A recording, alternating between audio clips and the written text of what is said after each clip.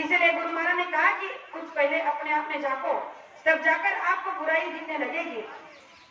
एक छोटा सा प्रमाण है कि एक सज्जन थे, उनका एक बेटा था जो बड़ा बिगड़ा हुआ था।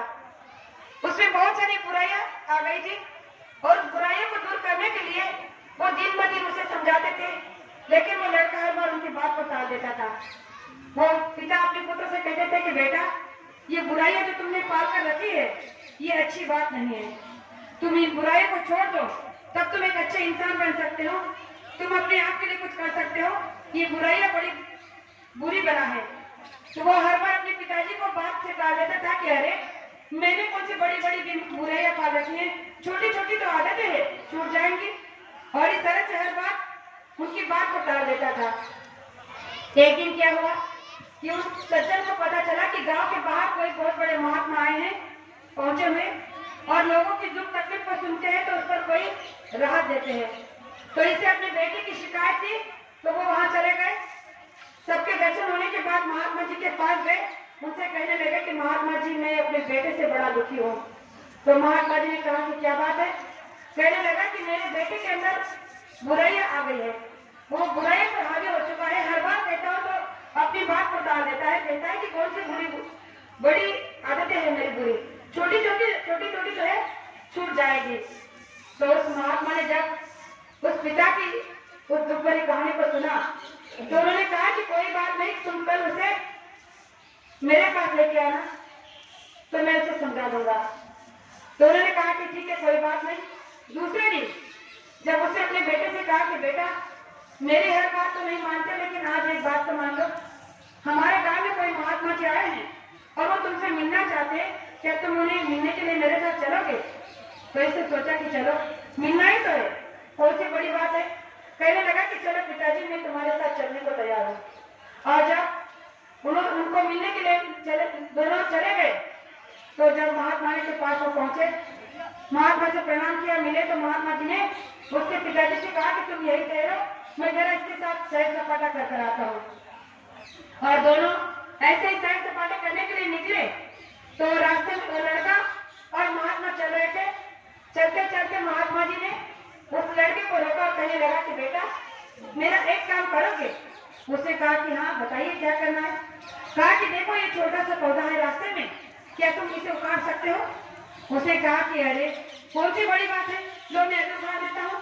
उसने झट से उस पौधे को उखाड़ा और महात्मा जी के हाथ में दे दिया।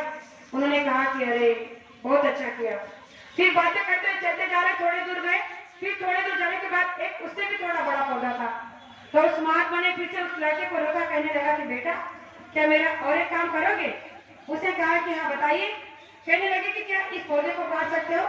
उसने कहा कि अरे इसमें कौन सी बड़ी बात है, हाँ इससे उससे उस पौधे से थोड़ा बड़ा है, लेकिन मैं इसे उखाड़ लूंगा। और उसने थोड़ी कोशिश की, थोड़ी मेहनत की और उस पौधे को उखाड़ कर उनके हाथ में दे दिया। और फिर बातें करते आगे जा रहे, आगे जाने के बाद एक बड़ा पेड़ था। उन्होंने कहा कि रुको अब मेरा एक आखिरी काम कर दो। तो उस लड़के ने कहा कि बताइए क्या करना है? तो उन्होंने कहा कि क्या तुम इस पेड़ को काट सकते हो, मुझे इसकी जरूरत है।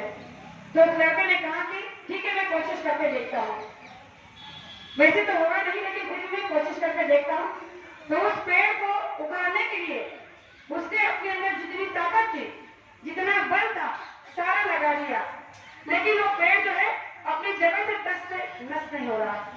और परेशान हो गया, लेकिन उस पेड़ को उखाड़ नहीं पाया। कई समय वहां कुछ घंटे वहां बिता दिए, लेकिन पेड़ उसकी जगह से हिल नहीं रहा, न डुल रहा।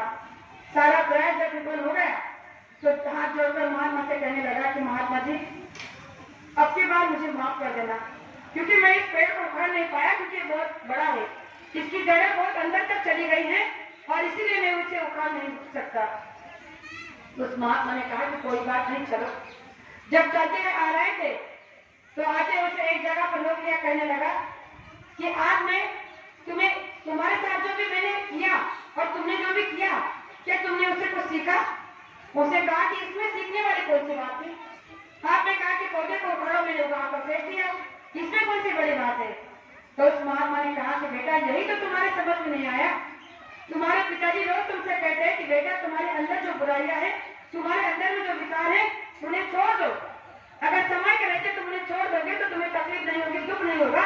लेकिन तुम हर बार बताते हो कि ये छोटी छोटी जो बुरी आदतें हैं छूट जाएगी।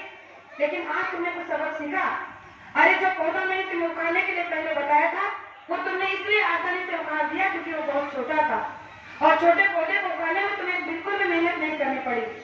फिर आगे चलकर जो तुमने उससे भी थोड़ा पौधा बड़ा था उसे उखाड़ने की कोशिश की तो तुम्हें अंदर से महसूस तो हुआ होगा कि तुम्हें कितना कष्ट हुआ, कितनी तकलीफ हो रही थी। फिर तुमने उसे उखाड़ा और तीसरी बार जब तुमने अपना सारा बस लगा दिया, सारा प्रयास कर लिया, फिर भी अगर वो पेड़ नहीं हिला तो इसका मतलब जानते हो, क्योंकि उसकी जड़ें अंदर तक मजबूत हो चुकी है। और यही तुम्हारे साथ हो रहा है। जो छोटे छोटे विकार, जो बुराइयां तुम्हारे अंदर हैं, अगर तुम अब चाहो तो हम बुराई को छोड़ सकते हो, लेकिन ये बुराइयां जब बड़े होने के साथ साथ बड़ी हो जाएगी, जिसकी जड़ें जब तुम्हारे बुद्धि में, तुम्हारे इस जीवन में विचरण हो जाएगी तो तुम चाहकर भी उखाड़ नहीं सकते। फिर तुम एक अच्छे भले इंसान कभी नहीं बन सकते, क्योंकि बुराई एक ऐसी बना है, एक ऐसा जड़ है कि उसे कोई खत्म नहीं कर सकता अगर हम चाहें तो। और इसीलिए अब तुम्हारे पास समय है, इस समय के रहते हुए तुम इन बुराई को छोड़ दो तो आसानी से छूट जाएगी। तुम्हें ज्यादा मेहनत करने की जरूरत भी नहीं पड़ेगी। लड़के ने जब महात्मा की बात को सुना तो समझ में आ गया कि आज तक पिताजी मुझे क्यों कहते बार बार कि बुराइयों को छोड़ दो, बुरी संगत अच्छी बात नहीं है। तो उसने महात्मा जी के चरण पकड़ कहने लगे कि आज आपने मुझे जिंदगी का बहुत अच्छा सबक सिखाया है और मैं इससे बहुत खुश हूँ। और उसने उनके चरण पकड़ कर कहा कि आज से आप मेरे गुरु, मैं आपका शिष्य हूँ, आप जो कहेंगे मैं करने के लिए तैयार हूँ। प्रेमियों, गुरु महाराज ने भी हमें इन सब छोटी छोटी बातों से ही वाकिफ किया है। गुरु महाराज ने हर बार हमसे यही कहा है कि जो भी आपके अंदर छोटे छोटे अवगुण, बुराई या विकार है, इन्हें छोड़ दो। और इसके लिए क्या कहा कि जब भी आप मथुरा मंदिर में आते हो तो यहाँ आकर आपको पहले रुपए दक्षिणा पैसा नहीं देना है, आपके अवगुणों को इस सीढ़ी पर चढ़ाना है। हमने पहली बार, दूसरी बार, 10 बार, 1000 बार गए, लेकिन कभी एक अवगुण को नहीं छोड़ा। तो गुरु महाराज ने उसके बाद एक बात कहा था कि अगर आप